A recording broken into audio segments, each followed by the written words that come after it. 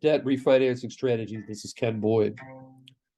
So when is it worth it to refinance? We get bombarded with tons of advertisements. Like me, you'll get them on TV, radio, social media. Everybody's trying to ask us to refinance debt. So when does it make sense? Well, in my view, a smart refinance boils down to a simple question. Is the total cost of refinancing less than the current amount you'll pay if you keep the same loan in place? In other words, is the new loan any better? This is the question you need to ask for your loan officer, and the answer must be clearly stated. And there are some traps you can fall into. Let's say you're refinancing a 6% loan to a 4.5% loan. Sounds better.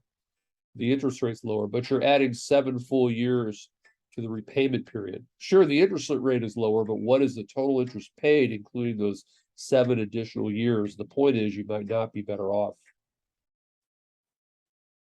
Corporations and municipalities, cities, and states also carry debt, and they have to make informed decisions about issuing debt. And sadly for Chicago, there's a very good example from 2015 when Chicago converted $647 million of variable debt into fixed rate loans.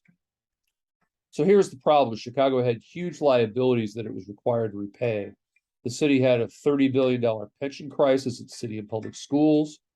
They had to fund the pension payments for the school employees. And in addition to that, they had a state mandated $550 million payment due on debt for police and fire pensions. So they were really in a fix.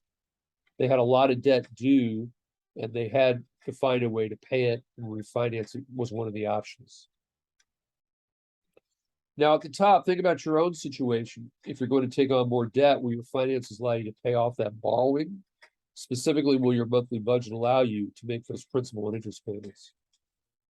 One possible way of getting a refinancing in place and making the payments is new revenue sources. Chicago looked at new taxes, for example, as a way to finance more debt payments. In your case, maybe it's a freelance job or some other gig that you can use to create additional sources of income. And finally, think about your own credit rating. City of Chicago had significant downgrades in their credit rating from Moody's and Standard & Poor's, the two ratings companies. Your credit rating has a lot to do with the rates you pay on debt.